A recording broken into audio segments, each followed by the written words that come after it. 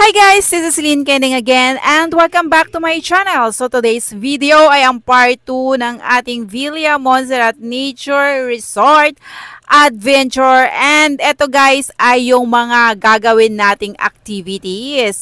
So ang dami nating pwedeng gawin. Tara at mag-enjoy tayo!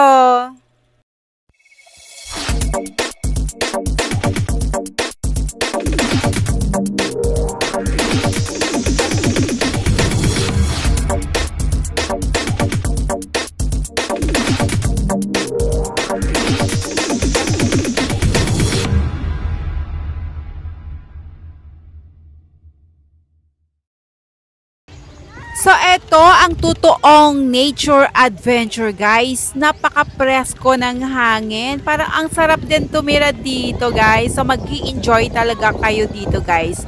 So, ito yung mga list of amenities na pwede nyong gawin within the day na nandito kayo. Kung ano yung libre, kung ano yung may bayad. And of course, yan yung target ko talaga, yung bird's nest. Aakyatin ko talaga yan mamaya, guys. So guys, eto ipapakita ko lang ulit sa inyo kung gaano siya talaga kapresko, kung gaano kaganda at super lamig din talaga ng tubig dito guys, promise. Mas masarap din dyan sa Kugon Hut guys, promise. Kaso nga lang, talagang walang available. Para feel na feel mo talagang, alam nyo yun, nasa tabing ilog ka, yung nature na nature lang talaga kasi napaka-presko talaga ng hangin dito, guys. 'Di ba? Lahat ng pwede mong gawin, todo mo na, guys. Ayan, pwede kayong mag-paddle boating dyan with your family and friends. 'Di ba? Enjoy na enjoy yung mga kids dito, guys. Kung maririnig nyo yung laughter around the area, guys. Ito yung pinaka-na-miss ko sa lahat. 'Di ba? Nung kabataan natin. So, ditong parte guys, mababaw lang siya. Hanggang bewang siya nung mama. Ayun o. Pero may area naman guys na malalim talaga. Lalo na yung area doon banda sa may diving board and yung mga balsa guys. Yun, lagpas tao yun. Kaya nga, di ba may diving board? Kasi malalim talaga siya. So, dito naman banda guys ay may swing. Pwede kayo dyan mag-Jezebel or mag-pictorial kayo ng ala Jezebel guys. Kagaya ng ginagawa ni Kuya. So, yun naman guys ay yung water balloon na stepping stone. Yan, maganda yan guys, palaro sana. Kaso nga, nagmamadali ako guys at ako ay magpuprosesyon pa. So, tsaka na muna. And di ba nakita nyo carpeted yung kanilang guys, sahig using the grass na carpet. So attention, babala. Huwag umakyat paglampa, charot. Di ba? Kumain ka daw muna ng maraming balot para hindi manginig ang tuhod mo bago ka umakyat diyan. Kasi wala talaga siyang hawakan, promise.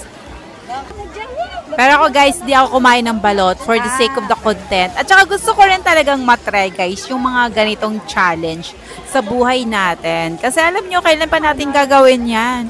Kung hindi na natin kayang umakyat, kung hindi na natin kayang itaas ang tuhod natin. Kaya go for the goal! What ano? Kita nyo naman, naghanap ako ng handrail. Video ang takot sir. So, eto na. Handa na ba kayo? Handa na ba talaga ako, guys? Handa na ba akong magtuwad-tuwad dyan? At dahil natakot yung pamangkin ko, guys, ako na lang talaga ang aakyat at iisa lang kasi ang cellphone na dala namin. Nandoon yung isa naka-charge. So, akala ko naman sasama siya dahil takot talaga siyang umakyat. So, solo ko na to talaga. Akin na lang talaga to. Laban ko na lang talaga to, guys. Paakyat sa taas. Siyempre, dahan-dahan lang, Kendeng. Makakarating ka rin sa iyong patutunguhan. At may hawak ka pang selfie stick. Kaya, kayanin mo yan. Hanggang sa makarating ka talaga sa tuktok niyan. Go! So, isang sulyap muna sa baba para lalo tayong ma-inspire paakyat kung gaano nakataas ang ating inakyat, guys. konting-konting kembot na lang, konting-konting kending na lang guys. Andito na nga ako. O, ayan. Diba? Ang sarap dito. Sana lagyan nila ng bubong para pwedeng matulog, guys. Kaya lang, wala nang susunod. Mahihirapan yung kasunod na umakyat kasi natulog na yung iba. So, dito na tayo guys sa taas. Nakakatakot siya actually.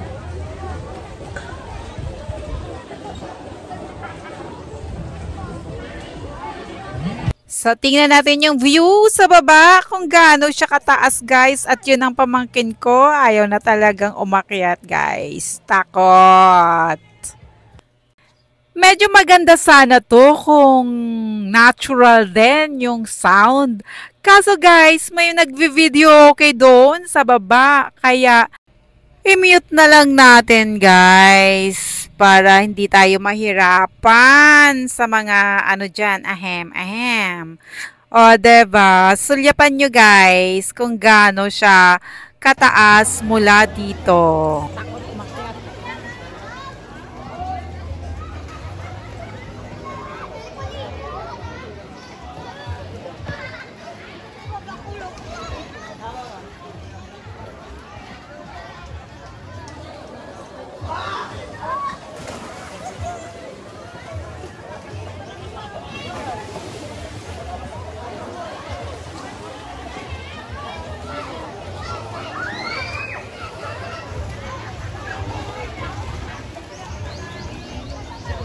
Ganyan kataas yung inakyat ko. Kaya yung pamangkin ko doon, ayaw na umakyat. Stairway to Pugad by Kendeng. Super enjoy yung mga kids. Ang halakhak ng bawat isa. Ang sarap pakinggan. So, di man tayo sa diving board ngayon na guys. So, meron dyan pang kids. Ayan. Oh, di ba? Black. And sa taas naman guys, syempre, yung pang adult. So, titingnan natin kung magda-dive tayo dahil guys, minsan sa pagda-dive ko talagang dumidilim yung paningin ko. Titingnan lang natin dito kung kakayanin ko talaga. Meanwhile, magbalsa muna tayo guys. I-condition muna natin yung ating isip and katawan. Charot! Magbalsa muna tayo guys, and ang ating kapitan ay walang iba kundi ang aking bayaw na si Jigs at yung kanyang pamangkin andoon. Siyempre, diba? Tingnan natin.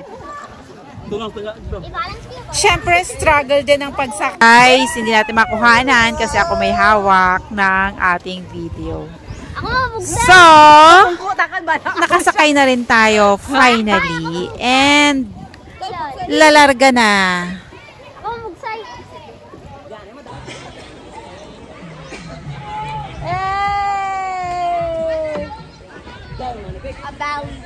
Bali.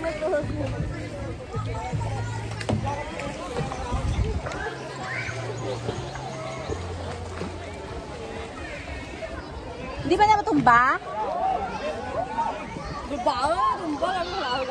Ay! Ayan, nakaangat na ako. Ayan, may tatalon. Oh.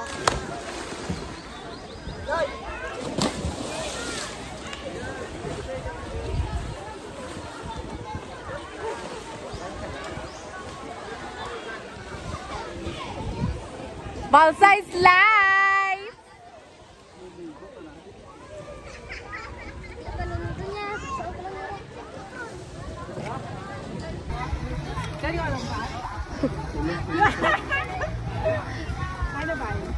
Paano lumpat ka wala? Nabang na niya? Kamaan mo kawag lang. Kalapaw mo. Go!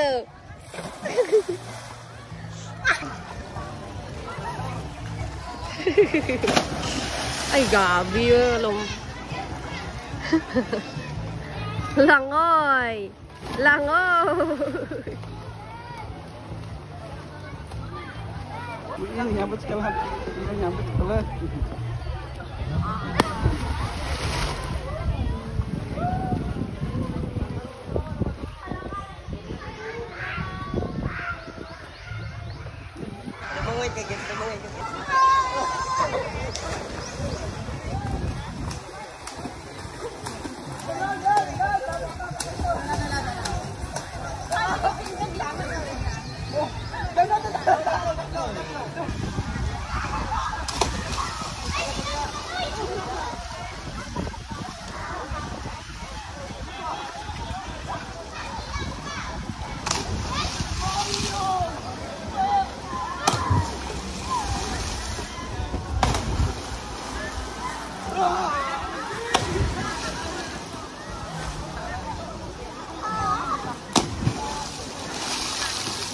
Abangan nyo ang pinaka-highlight ng taon. Ito talaga yung totoong talon, guys. Ang ganda, di ba, ng reels ko? Pero it took 2 minutes for me dahil natatakot nga tayo, guys. But anyway, pinapaalis na ako ng bata, guys, sa likuran ko. Umalis na lang daw ako dahil hindi ako makatalon. Hindi na makapatay ka mo.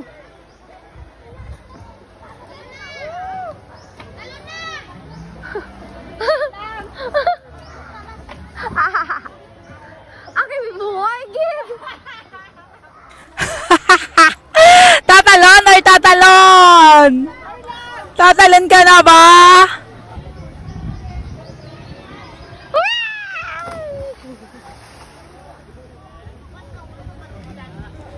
Yung mas matagal pa yung pag-iisip mo kaysa sa talon mo, 'di ba? But anyway, successful naman tayo. At magpahinga muna tayo dahil napagod tayo, guys, sa kakaisip kung tatalon or hindi.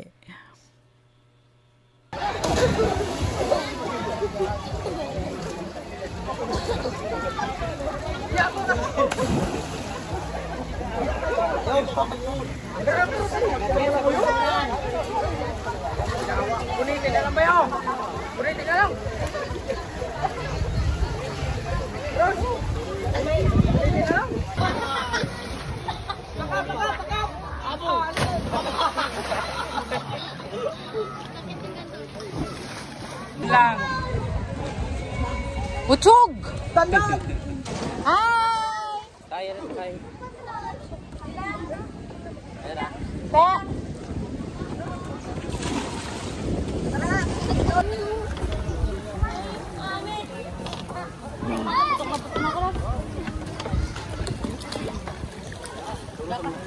Ang bugsay na. Ako eh, gusto niya ako magsay.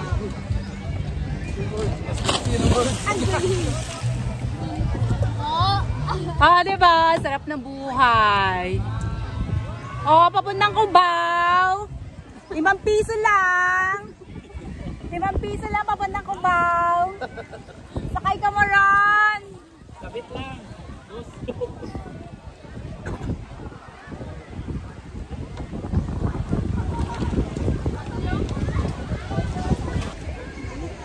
Sarap matulog dito. Magtulog muna tayo dito, guys, sa ating balsa. Ating balsa.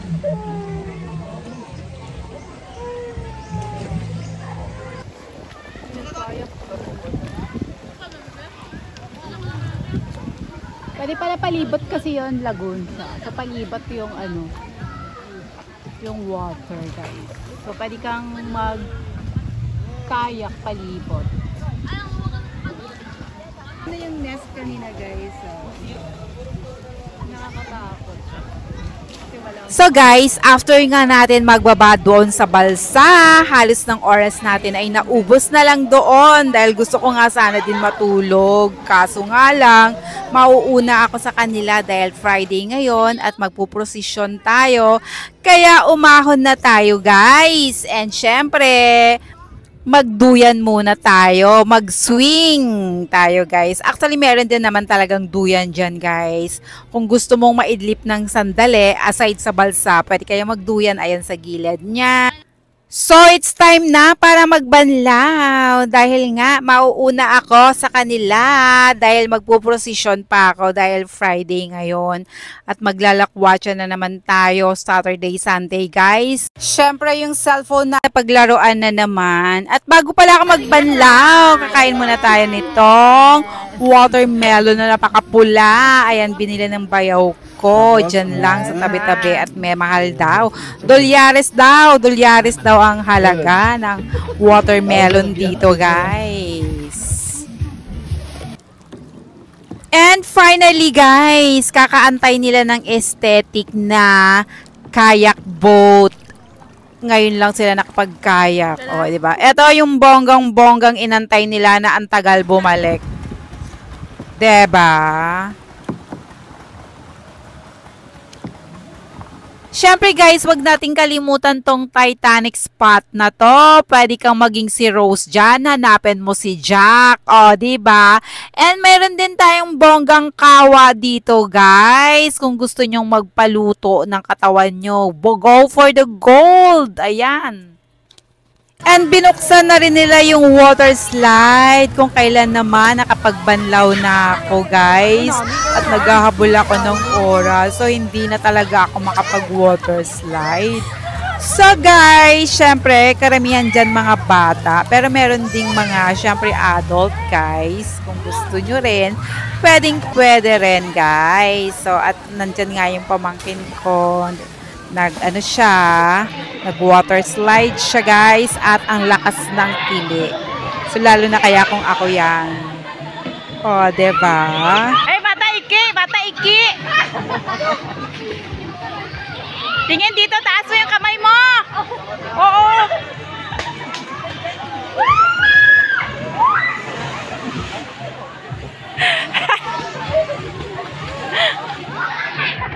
Super sulit ang araw na to guys, lalo na siguro kung hindi ako uuwi at magprosesyon.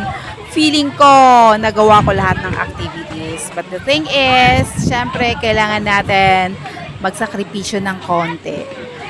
At nauna na nga ako guys, nagpahatid ako sa bayo ko sa highway para doon na lang ako mag-abang ng van or di kaya ng bus. So, ito guys ay nasa Pandan. Ayan yung Pandan. And then, nakaabot naman ako ng procession guys. Kahit medyo nahirapan ako sa biyahe. Kasi walang masyadong van dahil Holy Friday. So, wala masyadong biyahe.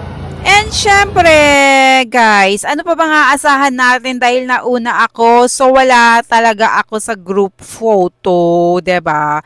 Kaya mag-solo-solo na lang muna tayo dyan, guys. Ayan.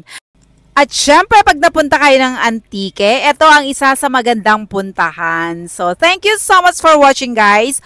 Hope na nag-enjoy kayo. Don't forget to like, comment, share this video, and subscribe to my channel for you to be updated on my channel's activities.